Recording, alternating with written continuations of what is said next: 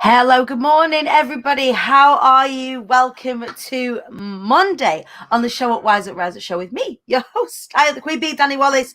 How are you feeling? Have you had a good weekend? Come on in here, come and get a cuddle. Good morning, good morning. Who is first past the post this morning? Charlotte Clark is first past the post this morning. Charlotte, welcome to the new cohort, Charlotte, of Be Inspired. Charlotte is going to be working with me for the next 6 months, and then she is going to be ripping it up on day 2 of Be Inspired in April. So she's going to be speaking on the Be Inspired stage. How exciting! On the 23rd of April. How exciting is that? Good morning, Diane Ivory. Hello, my darling. Hello, Gillian. Good morning. Hope you well. I'm freezing with no boilers. Sat snuggled. I hope you are wrapped up and looking after yourself, Gillian. Lisa Grant. Good morning. Emma Roscoe. Hello. Good morning, everybody. It's lovely to see you all. I'm feeling bright and breezy and bright and bushy-tailed this morning. Bringing some of the fire in your direction. We've got a jam-packed week this week. We've got all kinds of incredible women on all week this week, with lots and lots to talk about. So make sure, if you can, catch the show at 8 o'clock. And if you can't catch the show at 8 o'clock, you can watch on the replay though. Like, you can get back from the school run and sit down with a brew and watch this show. And then next week, let me just check that it's next week. It is next week. We are changing the time. Finally, I know loads of you have been asking for this. I know it's been coming. It's been a long time coming, but we are changing the time next week to 9:30. 9:30 is going to be the new time next week for the show at Rise Up Show. So as many of you as possible can get amongst it, not only just to take part in the show, but also to watch the show as well, because I know after lockdown we've landed smack bang in the middle of it all. So it will be at 9:30 a.m. from next week onwards. So I want to know, it's the beginning of the week, you guys. How are you doing? Are you feeling good? Have you got some things planned this week? I want to know in the comments what you've got planned this week that's going to make this week a win for you. This morning, it is official. We are 10 days away. Oh my God, 10 days away from the official book launch for the I Am the Queen Bee book. I am going to need y'all. I'm going to need you. We're going to need to swarm on that day. We are bestseller campaigning. So for anybody that is wanting to get a copy of the book, the 29th of October is bestseller day. It's launch day. And I'm going to be doing things throughout the day to launch the book and also to celebrate you all. It's been a bit of a team effort getting this book out to market. So we have got some competitions planned for you. We've got some really cool prizes, all for taking part. So I'm going to be emailing you all this morning with details and times and dates to put in your diary so that you can make sure you can come on along and get amongst it and also win some pretty cool prizes. So look, I love it. Here she is. Tracy told me she's going to smash this week. She's going to mash it up. What are you going to do? What's going on? Tell me what's going to make this week a win for you. There's loads of wins to be had this week. Some of them are already scheduled in my diary. So, for example, at 9 o'clock this morning, I am going to be going live for an initiative raising money for domestic violence charities. So the incredible Leona Burton of Mums and Mamas in Business Association, she has put together an incredible lineup all the way through this week called the Live, Laugh, Love Tour. You can go follow Leona Burton and get more details of that. I'm going to be going live. It's not ticketed. It is donation in order to access it. But if you give a donation, you can come and see me deliver my Closed Mouths Don't Get Fed talk at 9 a.m. So if you're needing a little bit of a boost, if you're needing to learn how to get speaking about your business in a way. Good morning, Wallace. Hello. Look at him behind there. He was up. He was snoring about 10 minutes ago. No, wasn't. Wallace, we're about to go live. Hurry up, will you? He's like, yeah, I'm awake. Ivy's not awake. I was awake before you this morning, You Josh. absolutely wasn't, you There I big was. liar. You're such a liar. Morning. Hello. So we have been working hard over the past, working hard forever, haven't we? But getting the DIY course ready to go this Wednesday for Closed Mouths Don't Get Fed. And also there's another course coming out mid-November that is not speaking. So I'm going to be running a course on getting out of your own bloody way ready for the new year. So for any of you out there where self-sabotage has been a thing, I have put together all of the things that I've learned over the course of the years that have enabled me to get out of my own way and create an incredible business. I will be sharing that with you too. I've got dogs in my room. So keep your peepers peeled for that. More details coming on that soon. So dates for your diary. 29th of October. 29th of October is going to be the official book launch for my book. It is going to be a big old campaign. We are going to need to swarm on that day to make that book a bestseller. Then we've got the official call out for ambassadors for the Fly Anyway Foundation. So more on that to come, both in your emails, and I will be directly approaching people as well. So we're going to be looking for ambassadors for the Fly Anyway. Are you knocking on my door? Yeah. Come here. Good morning. Come here. Come and say good morning. She'll feel better when she says good morning to you all.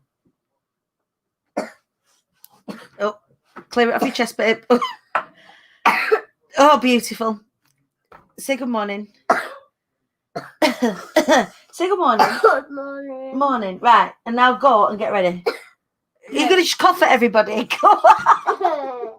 Right, go get yourself ready for school. Go on. Go, go, go. Before I get daddy on you. Rude. Down. Go away. Oh, she's a terror. Wallace, come get your daughter. Right, I love you. Go get some breakfast. Go on, off your pot. Not no. Not no. Go on before I get daddy. Go on, squeeze through. Squeeze. There you go. Right, off your pot. I'm not going. You are going before I get annoyed at you. Go on, get out of the room. Go away. Do you know what? You lot. She just farted as well. She's horrid. Go away, child. Right, anyway. I can't even remember what I was talking to you about. I thought she was just going to come in and be cute. Not this morning. No, she got the devil in her this morning, that child. So I was talking to you about dates for your diary. So we're going to be seeking officially and inviting on the 8th of November. That's a Sunday evening. Anybody who wants to be an ambassador, we're going to be taking you through the application process, what it means to be an ambassador for the Fly Anyway Foundation on the 8th of November. So it's going to be like our soft launch, and then we will have our official full PR launch once we have got everything in place, everybody in place to support the survivors who want to be building businesses. So the Fly Anyway Foundation will have a series of ambassadors. These ambassadors will have goods, services, business supplies, business services, business coaching that will be made available to survivors of domestic abuse who want to build businesses. So we need our raft of ambassadors. So we'll be putting the official call out. No. Vix. There you go. Shut the door now, please. That's your lot. So we'll be putting the official call out for ambassadors on the 8th of November. So just keep your eyes and ears peeled for that. And then we will be kicking off, well, between then and then, we'll be kicking off the anti-self-sabotage course ready for 2020, getting you guys ready for 2020. For anybody that is curious, that has been asking me about the Be Inspired Mastermind, there are still only 3 places left on the mastermind, and then that is it. It is full. And also there are 3 places left on the Be Treat. So loads of ways you can get involved with the IATQB situation. But enough of this. Those are the things that I'm working on this week. Those are the things that I'm going to be telling you about. Those are the things that I'm going to be banging the drum about. Those are the exciting things you can get amongst. It is going to be a pretty full-on couple of weeks. So I'm going to need you. Hold me hand, you lot. I'm going to need you. So without further ado, we're going. Do you know what I've not done this morning? We'll wait. We'll get Sandra on and then we'll do this. I've not done the weather. So put your head outside. It's going to be too dark to do this in a few weeks. Put your head outside. Tell me what the weather's doing. It's a bit shit up here in Preston. But we're going to bring on our incredible guest this morning, and she is absolutely phenomenal. Everybody who comes across her falls in love with her. I've never met anybody more supportive. I have never met anybody as kind, as loving, as this person, as well as having a phenomenal story and being one of the cleverest people I know as well. So please welcome onto the show the author of Do Not Try Him at Home, the phenomenal Sandra Hoope. Good morning. Good morning, darling, and what a beautiful introduction. You almost got me crying here. Don't. It's all on true. a Monday morning. Yeah, but still, and I could say all of these words right back at you because, I'm yet to meet the one person who is not, blown away by your love and warmth and support. And everybody knows you. This morning when I said to my son, we were walking to school, I'm in the Netherlands, so I'm 1 hour ahead of you guys. I already did the whole school run thing. And I said, I'm going to be on Facebook Live. And he says, oh, are you going to be with the bee? I said, yeah, I am. I love it. He's watched it with me a lot of times. It might have something to do with the fact that you have 3 lovely girls. I'm not going to lie. He's going to turn 11 in January, and girls is going to be a sort of thing for him now. But he knows who you are, so he was well pleased. And for him, I've really taken him along on this book business building journey, because apart from the message that I have, I also want to show him that there are other ways to make an income and other ways to make an impact than striving for a 9-to-5, because I can already tell it won't suit him. He's more of a go-getting entrepreneurial kind of guy, and because I've been working with you and some other wonderful business coaches, he knows everything there is to know from sourcing an idea, research and development. He knows about marketing. He knows about sales. They just get it by osmosis, don't they? They kind of just absorb it all now. Yeah. Like if I think about my girls, when I speak to, Daisy particularly, she's like, well, she comes up with jobs that she wants to do that sound fun, and then she went, but can I not just come and work with you? Like, let me learn social media.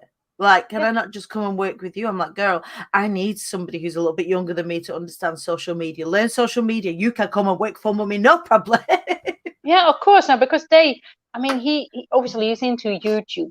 We also have a lot of them Dutch YouTube influencers, and he does the TikTok thing, and I ain't got a clue.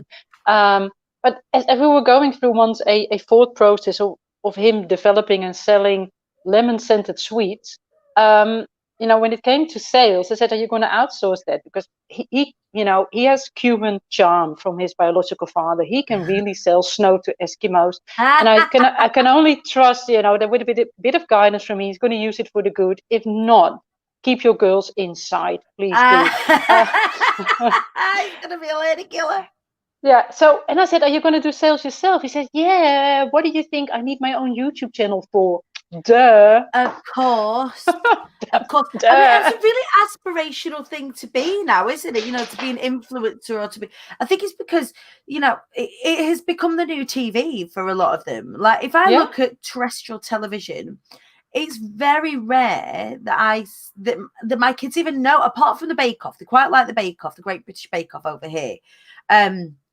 But they very, very rarely, that and Britain's Got Talent, I think, are the 2 things that my children watch on terrestrial television. Everything else is either Roblox or YouTube. And I'm like, do I know who these people are? I haven't got a clue who these people are. Maybe I should know who these people are.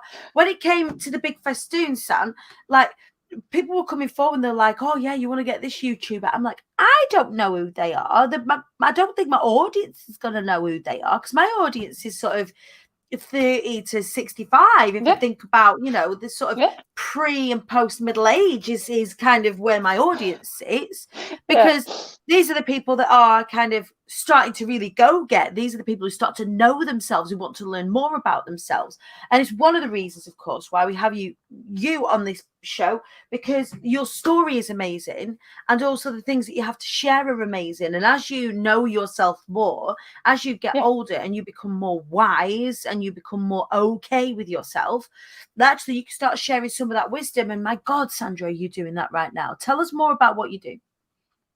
Well, other than still having a 9 to 5 as a corporate lawyer, I did shy away from that a bit. You know, I went into freelancing, but the thing is, COVID hit, freelancing dried up, and I was offered a job. The good thing about it is that I've been onboarded online, and the Netherlands is in a similar lockdown situation as you are. I think we're tier 2 compared, to your 3 systems, but we're heading for tier 3. So we can only work from home. But other than that, I have written a book about my life experiences with a number of toxic guys. There's been a few, but there's been 3 main ones. And I've portrayed them in a book. As you said, it's called Do Not Try Him at Home. And just genius. I just came up with that at some point. I love it. I love the book cover as well. Yeah. Shall I show it? Here we go. Please, look at it. Look at that. Dare to Displease presents Do Not Try Him at Home. And in this book, Sandra, you talk about the different types of toxic relationships that you've experienced, and you're using your stories as a survivor as somebody else's survival guide. It is. Well, there's a few reasons why I decided to write it. Like I said, I'm a corporate lawyer. I have been for a long time. And there is this idea that abuse does not happen to professional women, or it doesn't happen to women of a certain nationality or a certain age or a certain whatever. But this is not the case. It happens all over the board. And I'm not the only woman who, let's say the equivalent of London City, had a very successful career, was doing great at work, whilst at home I was, beaten shit. So there you go. Whole duality that often happens, and I talk about this duality quite a lot when I share my story, is that at work everything was okay, like to the outside world everything was okay, and then underneath, later on it got violent, but before it got violent, there was a lot of stuff that was going on. There was a lot of infidelity that I was forgiven, a lot of financial abuse, a lot of sort of psychological, going towards and retracting from. So even if you take the in inverted commas, the violence out of it, actually the abuse in those situations create a sort of duality that really just peck away at your resilience and at who you believe yourself to be. They play tricks on your mind. I make a comparison in the book. If you were to be called on stage by an illusionist like Dynamo, we have them in the Netherlands as well, and they play a trick on you, you know that they play with perception. And that, they are the master at their game. So there's no way that you can win. So they would play a trick on you. Everybody would laugh. Not as much, at you, but, because the situation is funny. You would go back to your seat and nobody would think you're a twat for not knowing what was going on. Because we all know that, that is what they do. But what people don't realize is that the kind of guys that I live with, and that alas, a lot of women live with, and may I say, 1 in 4. And may I say it's called Do Not Try Him at Home, because it portrays my relationship, as a heterosexual woman with heterosexual men. But it happens, there is also, it happens between same-sex relationships. There are hers that you do, as a guy, don't want to live with. But it's just, how. So alas, I can't say if you're not a woman you won't get abused, or if you're not in a straight relationship you won't get abused. It happens everywhere. And statistically, it's one in 4 women, 1 in 6 men. And we say this because our men don't talk about this, but do find themselves in that situation. Obviously, there are different statistics around transgender, non-binary people and what have you. And then there's a whole other facet of domestic abuse as well, from children to parents. There's a statistic around that 1 in 10.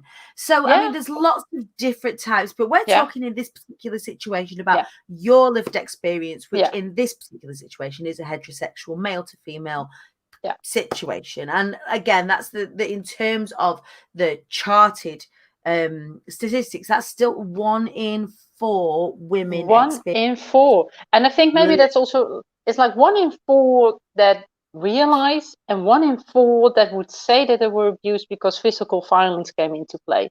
But as you just said, there are many forms of violence, because they play the mind tricks that I just talked about. And no guy meets you and hits you on the first date. Because that'd be clear, there would be no attachment. There would be you'd just be think out he was of a there, knob and you'd be out, wouldn't you? You'd be out, but it doesn't start that way. At the beginning, they're charming. At the beginning, they're nice. They're trying to seek your weak spot. And we all have a weak spot. It's like nobody gets out of his or her youth sort of unscarred. Because as parents, anybody's parents, most try their best, but growing up is quite a thing. And you run into some sort of insecurity, some sort of weak spot, and they prey on it. Because people have to realize, because in most of these relationships, financial abuse plays a part. You are their way of income. So they prey on you for their own survival. And they find the weak spot. We all have some sort of shame or guilt or something that we're not truly confident about. And they'll prey on it. And they start to play you on it. Little remarks, little things. They truly play with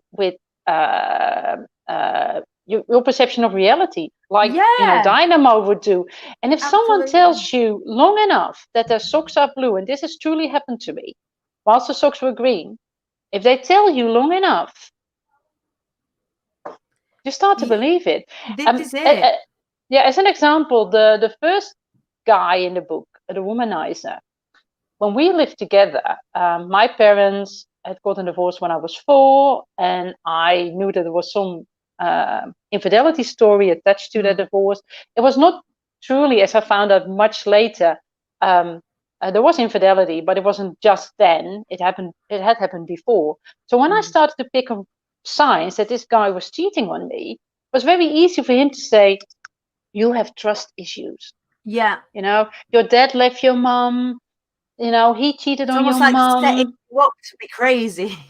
Yeah, so it's only natural. And he even played those around me. There were friends to date who were ashamed that they didn't believe me.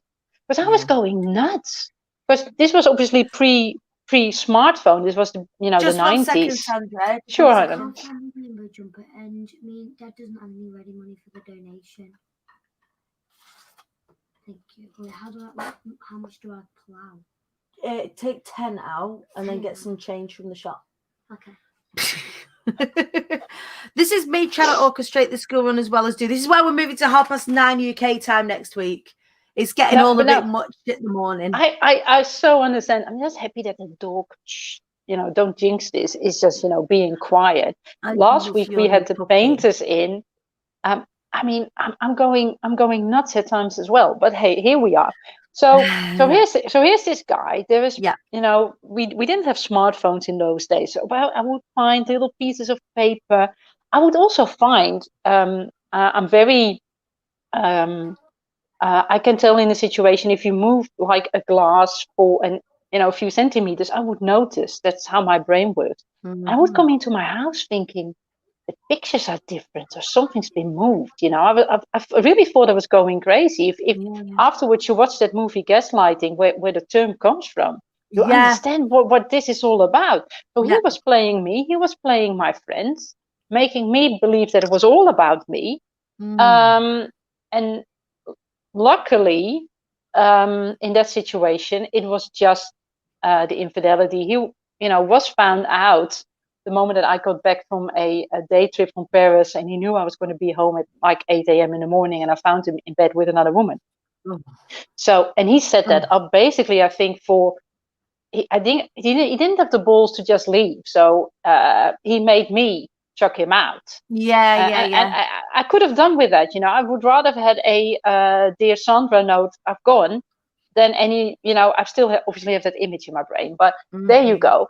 But that was just it. But later, as we moved to the relationship I had with the guy that in the book I call the physical abuser, like you said, it also started with infidelity. It started with financial stress. It started with it's that chipping away of making you feel not enough. Because the thing is, especially with the infidelities, I found is that they almost make it so obvious they want to get found out. It's almost like silly. You look at it and you go, like, how why would you do that? And it from a narcissist point of view, it's the thrill of the chase sort of thing. It's the lack of empathy. It's the it's the fear, it's the thrill. Then if we think about the 6 basic human needs, certainty and uncertainty are basic human needs. And one of the ways that these people drive their need for uncertainty or change is to chase these relationships. They don't even necessarily want them. If I go back and remember the conversations that I had with the person that was cheating on me and say, like, we've got everything set up here like you would like it to be set up. It's like you've got an okay job and everything's paid and the kid's good and all of this sort of stuff, and it's all still not enough. And that's because there was no uncertainty for him. Like there was nothing that was feeding his need, and that skewed with his inherent narcissism meant that he would do these things to feel the thrill, like go Alton Towers, like go Thorpe Park, for God's sake, go on a bloody roller coaster. There's many ways that you could have such a thrill, but they need the chase, and they need to for you to be sort of on your toes all the time, for you to basically beg for love and attention. There was a movie that I saw, and there the woman said something like, I just wanted you to be nice to me. And you go through, you end up not being you in your need to please that person, for him to like you, for him to give attention to you. It's a thing like, if a guy says, I don't want you, you should think, bye. But that's not how, it's also not how we're raised, because no fairy tale is ever a regular guy meets a regular girl and they have a regular relationship. It's always sort of a road a sort of roller coaster of bad things happening and dramas. Look at any soap series. There's always drama. It's a relationship, to us, commercially, it's fed to us that. A relationship is always portrayed as there has to be drama and making up, and love is hard and love hurts. No, control hurts. It's obsession interesting, isn't it? Like, what are we served in the media? I've never really thought about that before. If I think about relationships in the media, how are they served up to us? There is, like you say, it's very rare. I can't think. Maybe, I don't know, if you're watching at home, can you give us an example? I can't think of one off the top of my head, and I don't know if it's just because I'm on this way of thinking. I can't think of an example of a marriage or a relationship that is they're just in a relationship and that's it, and anything else that happens outside of that for the terms of drama is just periphery. So like Jack and Vera Duckworth back in the day, maybe on Coronation Street, but even that was tumultuous. They were always fighting, and Jack was always away with his pigeons. I can't think of one. No, it's hardly ever smooth sailing. It starts with the fairy tales. Also, the girl gets into trouble, and then there's this wonderful prince, and there's a lot of adventures and drama, and he saves her, and then he kisses her, and then they live happily ever after. Well, the happily ever after is not an easy game. Love need not hurt, but love and relationships do require work and attention. But there is a difference. But I was so drawn to drama, I could not imagine a relationship without it. Right. when I had one between the womanizer and the physical abuser, I married this wonderful guy, utterly decent guy, utterly nice guy. I didn't know how to handle it. I blew up that marriage basically because he was just so settled. We met when we were both mid-20s, and he was just so settled, and he could have easily sat here still on the sofa, be just happy for the rest of his life. And I wasn't, and I like the drama. I blew that one up, and then I got into more drama, obviously with the physical abuser, and that was a very well, if you want drama, that's it. I ended up almost being killed. I ended up paying a lot of damages. I ended up in all sorts. And to date, obviously, there are still a lot of situations that could trigger me, that maybe even scare me.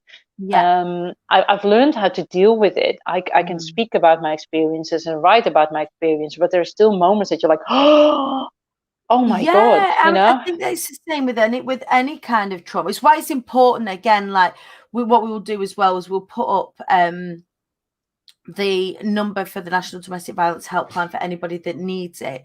But whenever you experience any kind of trauma like that, it is hard to just put it all to bed. It's very difficult. If I talk about, you've heard me talk about the suitcase of shit, and actually, you carry your past around with you in quite a heavy way. Even when you make attempts to put some of that stuff down, it's very difficult to put it down in its entirety.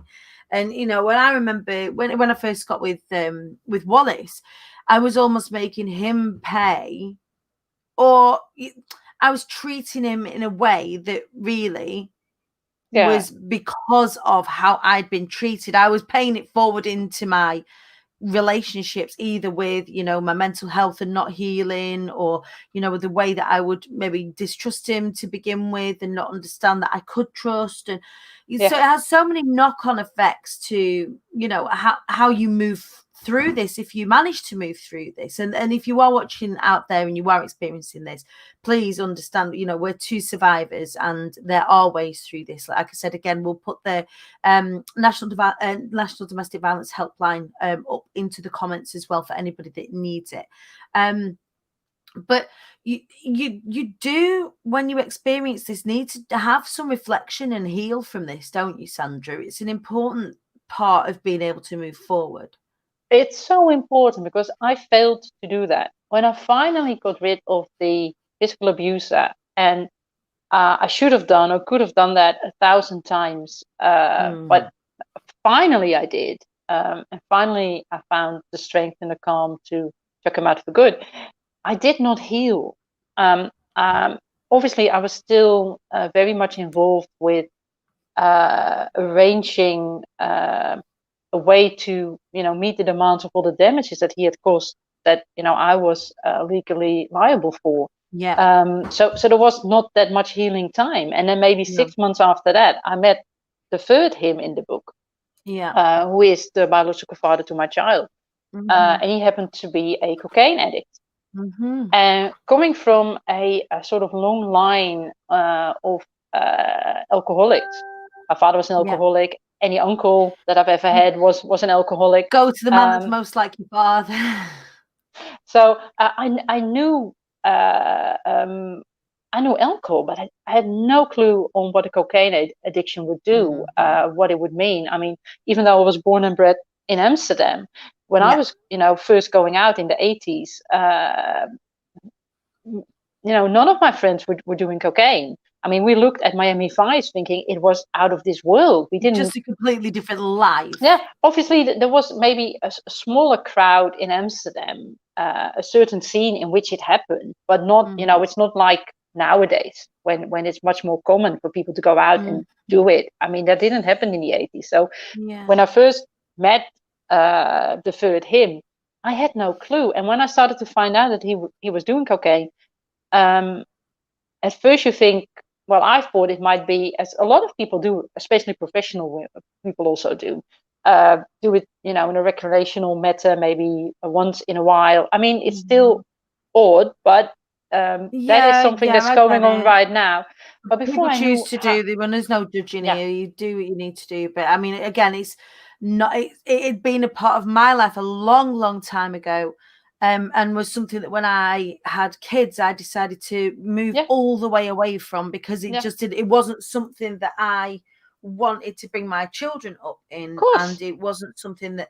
And again, it is horses for courses, and you know, as long as you're safe, do what you need to do. But I get it. I understand that it's not. So, but it's not when part of the world.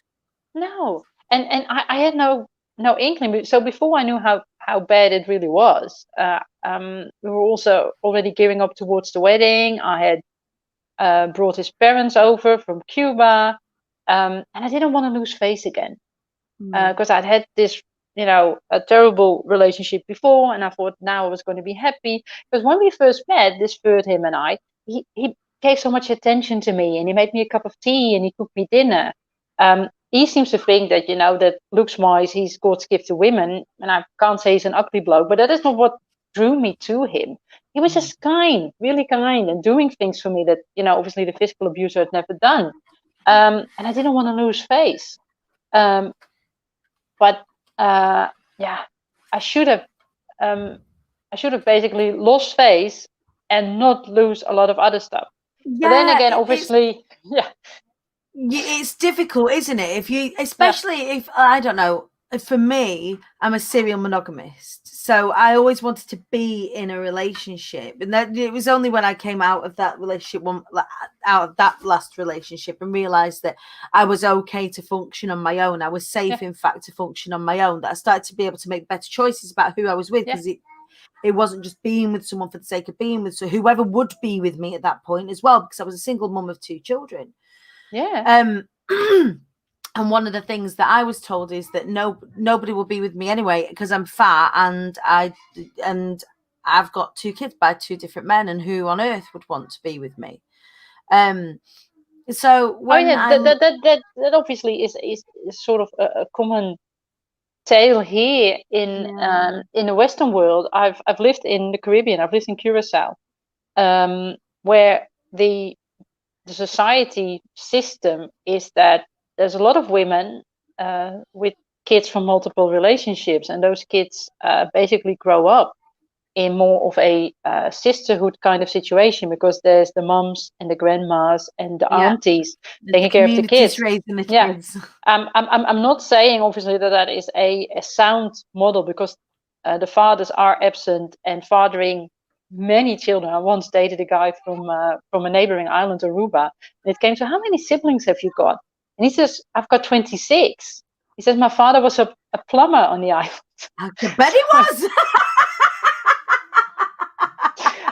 I'm not saying that is a normal model, but the thing is, nobody will ever say about a woman, nah, she'll never find a guy because she's got kids, or kids from multiple guys. I mean, that is a very sort of Western way of thinking that didn't exist there. Ultimately, we did end up getting married, and just before I thought, nah, because he had said to me, he had 2 kids here from 2 women in the Netherlands, and he said, I would want to have a kid with you, and maybe we can glue, the families together that way. And when just before I finally, fell pregnant, I thought, I gotta get shut of you. You're never going to be a proper partner for me because of the addiction. You're never going to be a proper father. But then the universe plays tricks on you, because then I was pregnant. That's how things go. I had my son. Then we started, trying to get him into a rehab. He finally went just after my son had his first birthday. Went to Scotland for 6 months. And as he was there, he announced to me that on his birthday, when I called him to congratulate him, he told me he wanted a divorce. Which not really came as much of a shock, because I'd given him a sort of list, like, this is the things you have to work on whilst you're there. If not, it's not sustainable. But to say, hey, hi, congratulations on your birthday. Hey, hi, good of you to call, because I've been wanting to tell you I want a divorce. I was like, okay. Okay, I was just at the same time going through a very big transaction at work. Made it through, told my mom to collect, my kids from daycare, and I said, would you want to be with me at my house? Because I don't know how I'm going to deal with this emotionally. But by the time I got home, I realized that my tears and disappointment over this relationship, I already had that. So Yeah. as I'm a lawyer, I just wrote my own divorce papers that evening. It's a skill to have. It's a skill to have, darling. In my life, with my relationships, it's a skill to have. Do you truly. know what? Why not have it in the back pocket? I'll just write them up, babes. It's fine. We're done. Yeah, yes, you do. So because yes, there are, lots of people out there that are having these different experiences. Yes, that the statistics 1 in 4 on the binary, 1 in 4 women and 1 in 6 men and 1 in 10 like child's parent experiences of this. What was it that allowed you then to enter into a healthy relationship? Because you're now you're in a healthy relationship. You've got your son and all of that, and you're very happy now. What was it that you changed in order for you to be able to move through that and make better decisions about who you were with? Well, in a sense, I was lucky that when my ex left, because he moved to Miami, it was just me and my kid. And as I didn't know, because my son was 1.5 at the time, what this weird transition had done to him, I made a conscious decision, like for a few years, just to be. My son was in daycare full time as I was working, but it was just either he was in daycare or he was with me. So I didn't go out. I didn't do a lot of stuff that I would normally do, the salsa parties and the likes. So I didn't do that for a long time. So there was no way that I could sort of rekindle with idiots. And I found the time to work with a therapist. I found the time to speak to other women, friends of mine, other professional women about their experiences. And then I realized I was not the only one. But when I was going through all this, I thought, I'm the only lawyer who's going through this shit. Because, if you've been educated the way I have, there is no way that you would allow people to do this to you. But it has nothing to do. You're intelligent and you're clever and you make incredibly, important decisions as part of your work. And I was in a very similar position. I had an incredible job within corporate. Yeah. But the thing is, it has nothing to do with what you do. It has to do with like my professional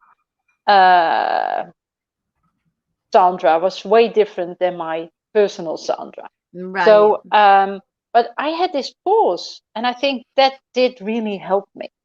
So when I through the wonderful platform that is Facebook, found my current partner again, because he was my once first boyfriend in the 80s. Like you like came full circle with your current partner. You was like, I did it. He wasn't able to handle me then. He needed to grow up a little bit before he was ready for Sandra. He needed to grow up a little bit, so we had this wee pause of 26 years. But here we are, and I'm not, it's I think it's a regular relationship. We have a blended family that ain't always easy. It's at times a very tough dynamic. I'm at some point gonna write a book about it. Yeah, as it's you do. interesting. It's interesting. We're a blended family, and the dynamic is a constant. It's something that we have to constantly work on. It's something that we've constantly got to grow through, especially as the kids are getting older, hitting their teenage years and what have you, because it is difficult. It's difficult for everyone, especially when everyone's trying to find their own place in the world and understand where they are in the world. And again, that's a whole different dynamic in itself.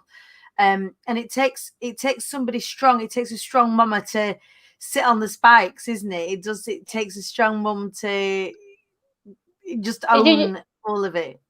You don't have the sort of general idea, like there is a mother and a father and a few kids, and they're gonna and they're gonna be together just because they are the mother and father of a few kids. You have to really build on some sort of safety anchors, to make it work. my boyfriend is not into drama. Mhm. So, Thank because God. like you said, with Wallace, you sort of put him through the test, right? So, Yeah, and like he is just not down for it. He's like path of least resistance, man. He's like, no, anything we need to be comfortable. You need to be comfortable. Like, stop. You don't need it. There's no drama to be had here. And I was like, oh. Actually, it was in that realization that things started to get really successful in terms of business for me. It's like that realization that my uncertainty didn't need to come from my relationship. My uncertainty and the excitement I ended up finding in my business. So it's funny how it kind of all moved around a little bit. So, because go on. So as you were saying, what can people do? We addressed it before.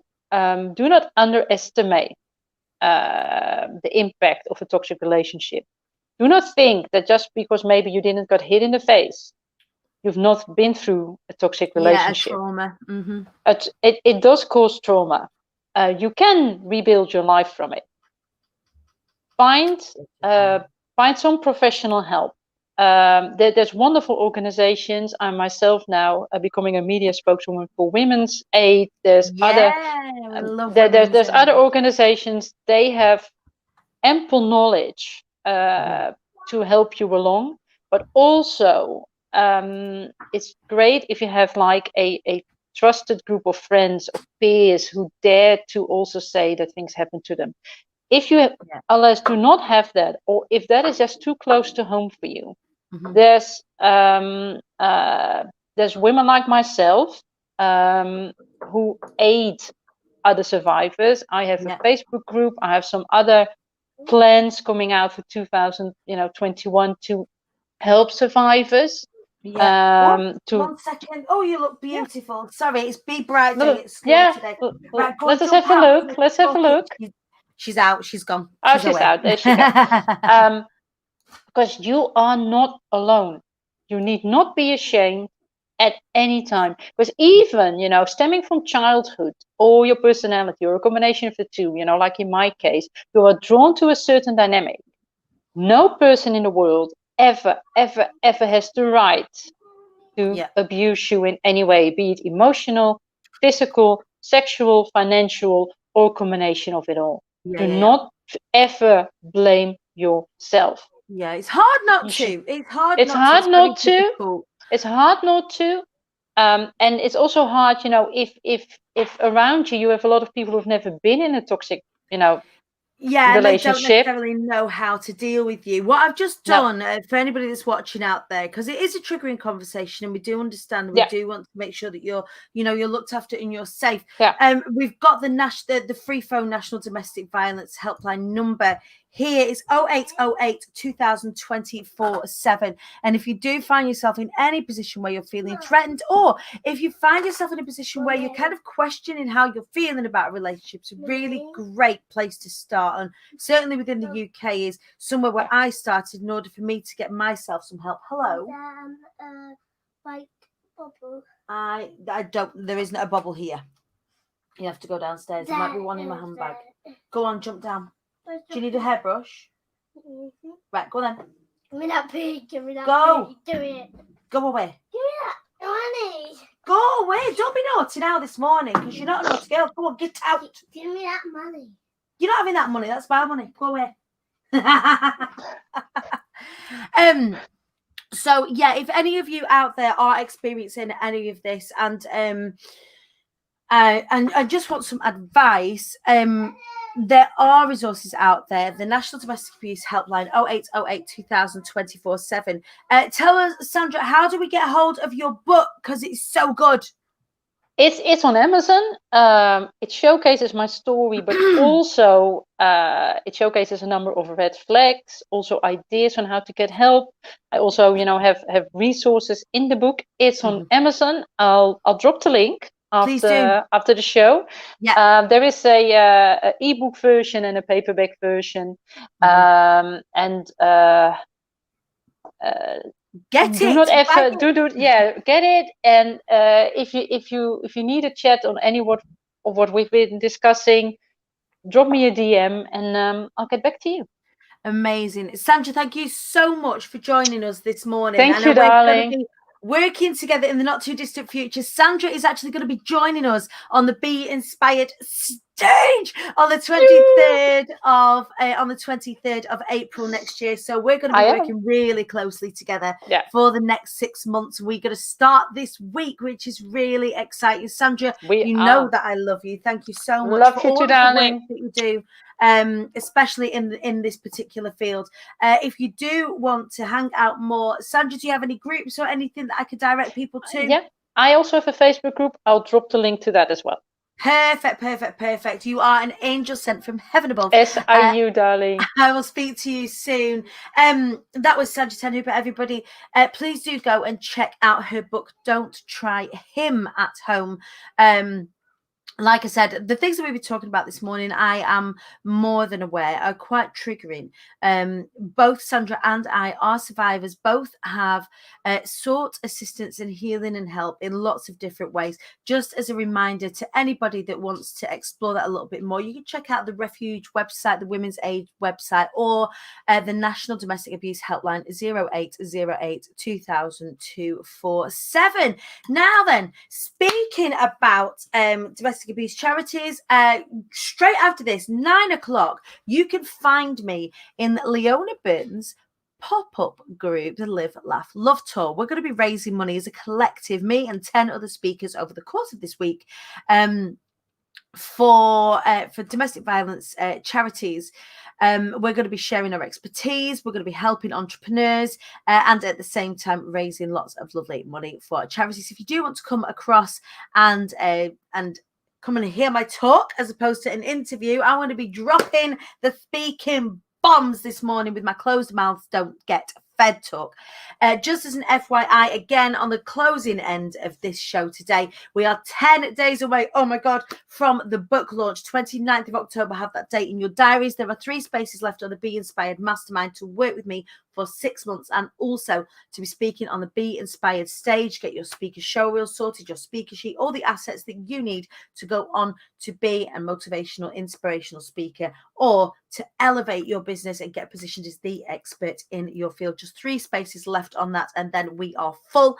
And also there are 3 spaces left on the Be Treats. If you wanted to kick off your 2021 with me in style, we are going to be holding ourselves up for 4 days, 3 nights in Manchester at the beginning of next year, to do some strategy planning, to do some vision boarding, to have some fun and have a little bit of a breather together as well at the beginning of the year. That's mid-January in Manchester. That's the Be Treat. If anyone wants to know any more information about that, head on over to the Hive where we carry on the conversation. IATQB Hive. It's spelled like this. You can follow me across the socials, the Queen Bee Dani, and you will catch me here tomorrow with the amazing, the beautiful Carly Somerville, talking about all things eco-cleaning and growing a group past 60,000 in just a few short months over lockdown. So thank you for joining me this morning. Please let me know in the comments or indeed in the Hive what is going to make this week a win for you.